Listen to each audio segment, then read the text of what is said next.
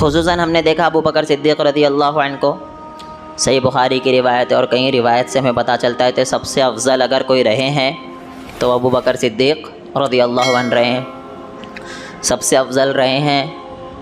صحابہ کرام رضوان اللہ علیہم اجمعین آپس میں سب سے بہتر اگر کسی کو مانتے تو وہ کون تھے؟ ابو بکر صدیق رضی اللہ عنہ۔ بخاری کی روایت کے مطابق حدیث نمبر 3698۔ ایکچوئل کیا ہے، جب ہم یہ ویڈیو اپلوڈ کرتے ہیں تو کیونکہ اتنا وقت ہوتا نہیں ہے کہ سارے ریفرنس لگائے جا سکے، کوشش کر رہے ہیں ہم لوگ۔ انشاءاللہ آپ دعا کیجئے کہ اللہ ہماری مدد کرے اور ہمیں اس کام میں کامیابی عطا فرمائے۔ تو بخاری کی روایت ہے حدیث نمبر 3698 کہ صحابہ کہتے ہیں کہ ہم میں سب سے بہتر اگر ہم کسی کو مانتے تھے تو ابو بکر صدیق رضی اللہ عنہ کو مانتے تھے۔ تو پتہ چلا ابو بکر صدیق رضی اللہ عنہ افضل البشر بعد الانبیاء، ابو بکر صدیق رضی اللہ عنہ ہے۔ ہم نے ان کے چند خصوصیات، چند فضائل دیکھے۔ پہلے پہ ابو بکر صدیق رضی اللہ عنہ، دوسرے پر اگر کوئی آتے ہیں تو وہ حضرت عمر رضی اللہ عنہ ہے، اور تیسرے نمبر پر جس کا نام آتا ہے وہ ہے حضرت عثمان غنی رضی اللہ عنہ۔ تو آج ہم دیکھیں گے حضرت عثمان غنی رضی اللہ عنہ کے تعلق سے۔ حضرت عثمان غنی رضی اللہ عنہ کے بھی جیسے اور صحابیوں کی بہت زیادہ فضیلت ہے، ویسے ہی حضرت عثمان کی بھی بہت زیادہ فضیلت ہے، خصوصیات ہے۔ ہم چند دیکھیں گے، بہت سی چھوٹ بھی سکتی، اتنے کم ٹائم میں بیان بھی نہیں ہو سکتی ہے۔ حضرت عثمان غنی رضی اللہ عنہ یہ تیسرے خلیفہ رہے ہیں۔ مسلمانوں کے سب سے پہلے خلیفہ جو رہے ہیں خلیفۃ المؤمنین وہ ابو بکر صدیق، دوسرے نمبر پر رہے ہیں حضرت عمر رضی اللہ عنہ، اور تیسرے نمبر پر رہے ہیں تو حضرت عثمان غنی رضی اللہ عنہ۔ حضرت عثمان جو ہے بڑے سخی تھے، اللہ رب العالمین کی راہ میں خرچ کرنے کے لیے وہ ہمیشہ تیار رہتے تھے۔ اسی لیے آپ دیکھنا ابو بکر کے ساتھ کون سا لقب لگا؟ صدیق۔ صدیق یعنی سچوں کا ساتھ دینے والے۔ حضرت عمر کے ساتھ کون سا لگا؟ فاروق۔ حضرت عمر فاروق رضی اللہ عنہ۔ فاروق مطلب کیا؟ ہمیشہ وہ برائی اور اچھائی کے درمیان فرق کرنے والے ہی تھے، حضرت عمر فاروق رضی اللہ عنہ۔ پھر اس کے بعد تیسرے نمبر پر جو ہیں وہ ہے حضرت عثمان غنی رضی اللہ عنہ۔ ان کے ساتھ لگا ہی غنی ہے، غنی سخی، اللہ رب العالمین کی راہ میں بہت زیادہ مال خرچ کرنے والے حضرت عثمان غنی رضی اللہ عنہ تھے۔ ان کی سب سے پہلی فضیلت تو آپ جان لیجئے کہ ہمیں احادیث کے اندر ملتا ہے، ابو داؤد کی روایت ہے حدیث نمبر 4628 کہ رسول اللہ صلی اللہ علیہ وسلم کے بعد سب سے بہتر ابو بکر، دوسرے پہ عمر، تیسرے پہ اگر کسی کو صحابہ مانتے تھے تو وہ تھے حضرت عثمان غنی رضی اللہ عنہ۔ یہ بہت بڑی فضیلت ہے کہ صحابہ میں سب سے افضل اگر صحابہ کسی کو مان رہے ہیں تیسرے نمبر پر تو وہ آتے تھے حضرت عثمان غنی رضی اللہ عنہ۔ اور اس کے بعد دوسری فضیلت اہم جو ہے، یہ واحد ایسی شخصیت ہے، ایسے شخص ہے حضرت عثمان غنی رضی اللہ عنہ جو 2 مرتبہ موجود نہیں ہیں کسی جگہ پر موجود تو نہیں ہے، لیکن اس جگہ پر جانے کی فضیلت انہیں مل گئی۔ مثال کے طور پر میں مسجد آ نہیں رہا ہوں جمعہ کے ٹائم، مثال دے رہا ہوں آپ کو کہ آپ میں سے کوئی بھی انسان مسجد جمعہ میں نہیں آ رہا ہے، گھر پہ بیٹھا ہے، لیکن اسے مسجد میں آنے کی فضیلت مل جائے، ثواب مل جائے، کتنا خوش نصیب۔ مطلب وہ مسجد آیا نہیں ہے لیکن اسے مسجد آنے کا ثواب مل گیا، تو پتہ چلا بہت خوش نصیب ہے۔ اب یہ تو مسجد کا معاملہ ہے تو ہمارے ذہن میں آ رہا کتنا خوش نصیب انسان، گھر پہ بیٹھا اس کو ثواب مل رہا مسجد میں آنے کا۔ تو حضرت عثمان غنی رضی اللہ عنہ کے تعلق سے آپ دیکھیے، جنگ بدر جو مسلمانوں کی سب سے پہلی جنگ رہی ہے، جسے یوم الفرقان بھی کہا جاتا ہے، حق و باطل کے درمیان فرق کرنے والی جنگ رہی ہے، یہ کتنی عظیم جنگ تھی جس میں مسلمانوں کو جیتنا بہت زیادہ ضروری تھا، کیونکہ مسلمان کتنے تھے؟ 313۔ کافروں کی تعداد دیکھو گے تو 1000 سے بھی زیادہ۔ لڑائی کا سامان کافروں کے پاس جتنا تھا مسلمانوں کے پاس اس کا 2 سے 3% بھی نہیں۔ یہ جنگ جیتنا بہت زیادہ ضروری تھا، اور رسول اللہ صلی اللہ علیہ وسلم سجدے میں گر کر دعا کیا کرتے تھے، اللہ اگر آج یہ مسلمانوں کی چھوٹی سی تعداد ماری گئی نا تو پھر قیامت تک کے اس زمین پر تیری عبادت کرنے والا کوئی موجود نہیں رہے گا۔ تو پتہ چلا کتنی بڑی جنگ تھی یہ، حق و باطل کے درمیان فرق کرنے والی جنگ ہے یہ۔ تو یہاں پر حضرت عثمان غنی رضی اللہ عنہ موجود نہیں ہے جنگ بدر کے اندر، جنگ بدر میں موجود نہیں ہے، لیکن رسول اللہ صلی اللہ علیہ وسلم کہتے ہیں کہ حضرت عثمان جنگ بدر میں موجود نہیں ہے، جنگ بدر میں جو لوگ شریک ہوئے برابر کا ثواب حضرت عثمان کو بھی ملے گا۔ اللہ اکبر۔ وہ پتہ ہے نا جبرائیل آئے رسول اللہ صلی اللہ علیہ وسلم سے کہتے ہیں آپ میں سب سے بہتر لوگ کون ہیں؟ تو رسول اللہ صلی اللہ علیہ وسلم نے کہا وہ لوگ، وہ اصحاب جو جنگ بدر میں شریک تھے۔ اور جبرائیل کہنے لگے ہم میں بھی سب سے افضل، سب سے بہتر وہ لوگ ہیں، وہ فرشتے ہیں جو جنگ بدر میں شریک تھے، کیونکہ جنگ بدر میں فرشتے بھی آئے تھے نا، غیبی مدد آئی تھی، فرشتے بھی موجود تھے، تو فرشتے وہ والے بہتر ہے، افضل ہے جو جنگ بدر میں موجود تھے۔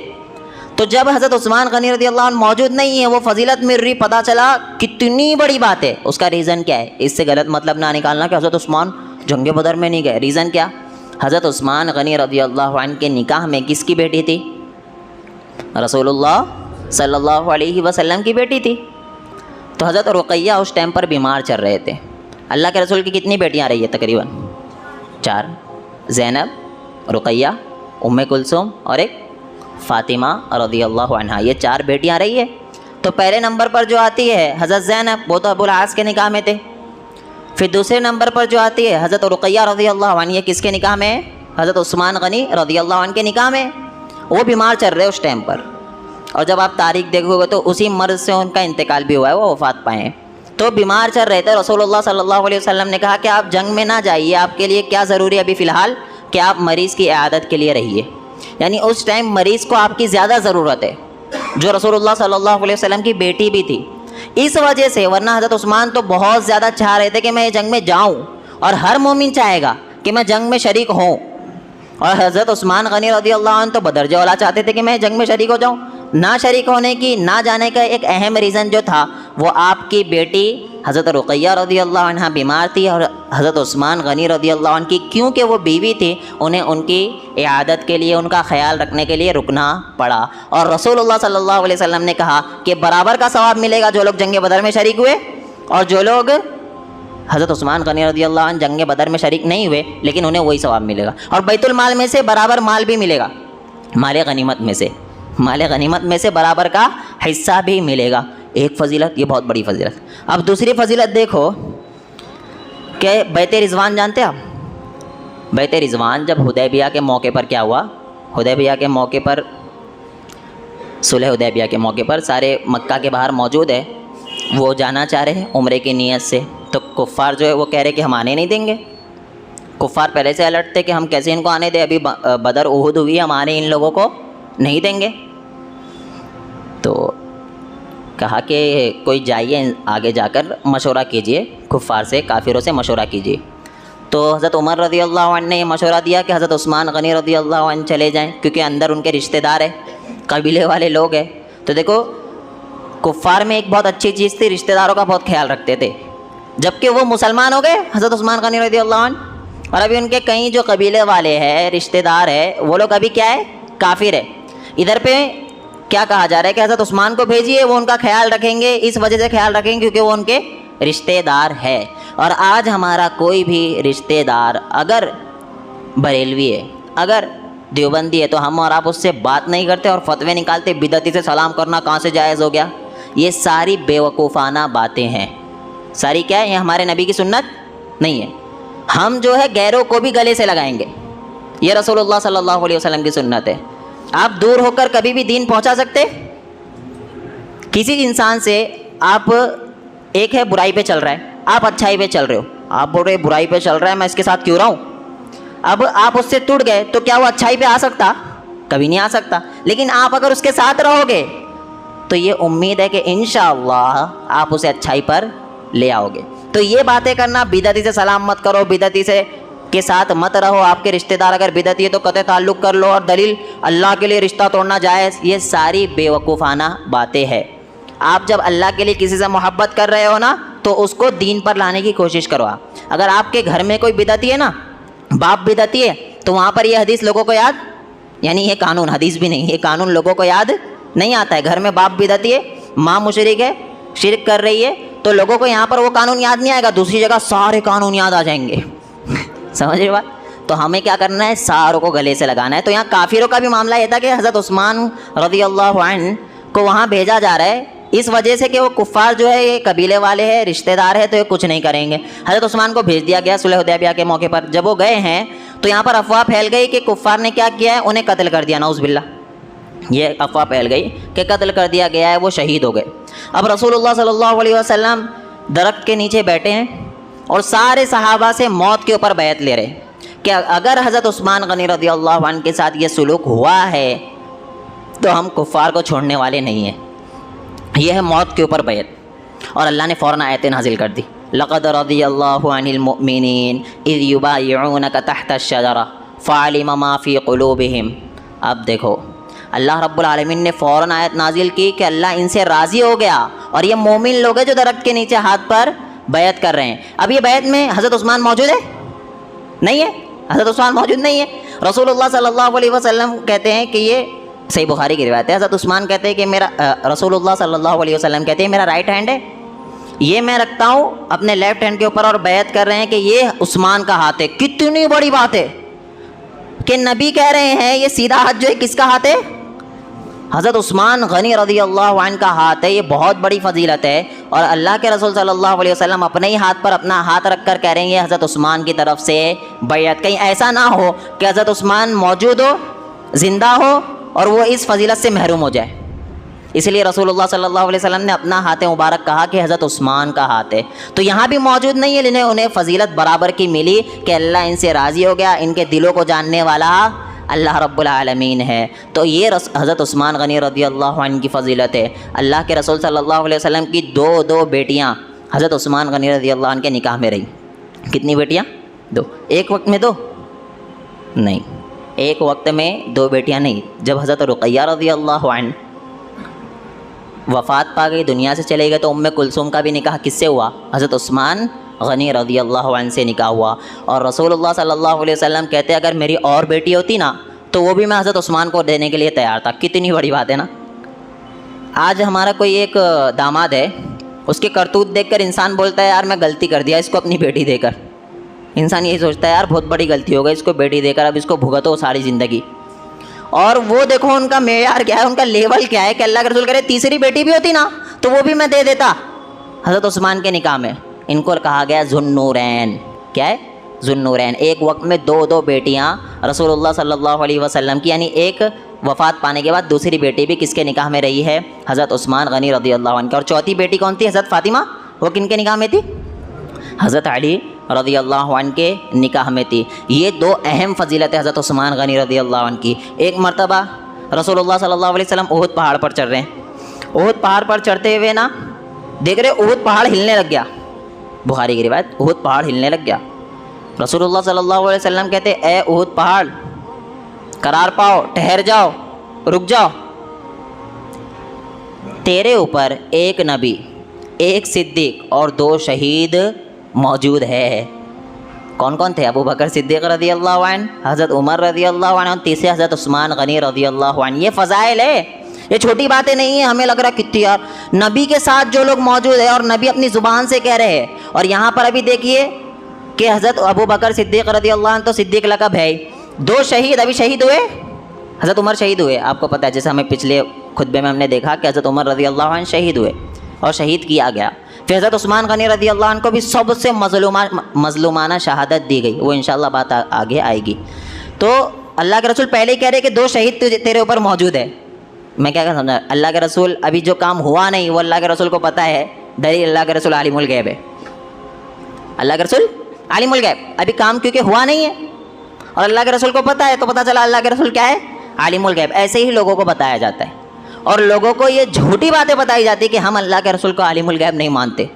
ہم کہتے ہیں ہمارا اور رسول کا علم برابر ہو سکتا بولے جلدی جلدی، ہو سکتا نہیں ہو۔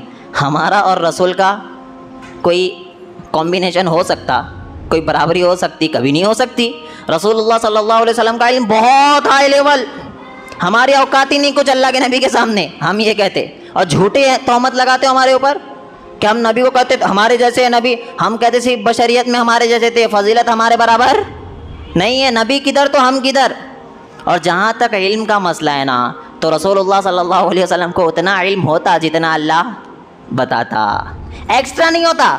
اگر ایکسٹرا پتہ ہوتا تو اس کھانے میں جس میں زہر تھا نبی کھاتے؟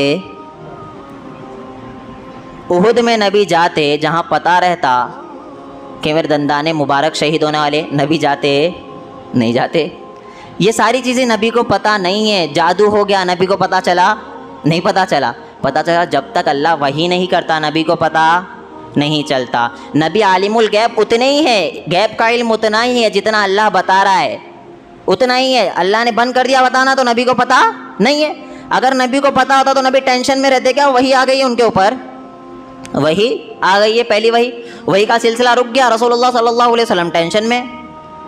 ابو لہب کی بیوی آ رہی ہے اور آ کر کہہ رہی نعوذ باللہ من ذالک، رسول اللہ صلی اللہ علیہ وسلم سے کیا کہتی ہے؟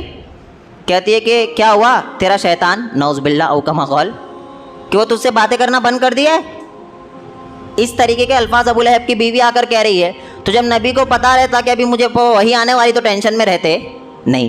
تو نبی عالم الغیب نہیں تھے، نبی عالم الغیب اتنا تھے جتنا اللہ انہیں بتاتا تھا۔ ہم سے زیادہ علم ہے اس میں تو کوئی شک ہی نہیں ہے، ہم نبی کے برابر نہیں ہیں۔ رسول اللہ صلی اللہ علیہ وسلم کے ہاتھ مبارک سے چشمے نکلتے، انگلیوں کے درمیان سے ہمارے نکلتے۔ اللہ کے رسول صلی اللہ علیہ وسلم آگے دیکھتے تو پیچھے بھی دیکھ سکتے تھے، ہم دیکھ سکتے ہم؟ رسول اللہ صلی اللہ علیہ وسلم سوتے رہتے دل جاگتا رہتا، ایسا ہو سکتا ہے؟ ہمارا ہو سکتا؟ یہ سارے معاملات رسول اللہ صلی اللہ علیہ وسلم کے تھے، تو ہمارا اور نبی کا کوئی بھی کمپیئر ہے ہی نہیں، صرف بشریت میں۔ ہاں بشریت یعنی کیا؟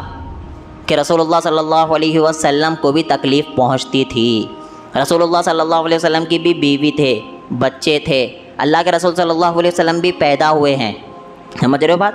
ہمارا پیدا ہوئے نا، رسول اللہ صلی اللہ علیہ وسلم کے ماں باپ تھے، تو اس طریقے کے بس اللہ کے رسول انسان ہے بس۔ باقی جہاں فضیلت کی بات آئے گی تو ہماری کچھ بھی اوقات نبی کے سامنے نہیں ہے۔ تو وہی بات چل رہی تھی، رسول اللہ صلی اللہ علیہ وسلم نے کہا پہاڑ کے اوپر چڑھتے ہوئے، اے احد قرار پاؤ تجھ پر ایک نبی اور 2 شہید اور ایک صدیق موجود ہے۔ یہ بہت بڑی فضیلت ہے کہ احد پہاڑ کو نبی کہہ رہے کہ قرار پاؤ تجھ پر ایسے لوگ بھی موجود ہیں۔ اور آگے چل کر پھر حضرت عثمان غنی رضی اللہ عنہ کو بہت زیادہ درد مظلومانہ شہادت دی گئی۔ اور اس وقت بھی مجھے ایک بات بتاؤ، مظلومانہ میں کیوں کہہ رہا ہوں پتہ ہے آپ کو؟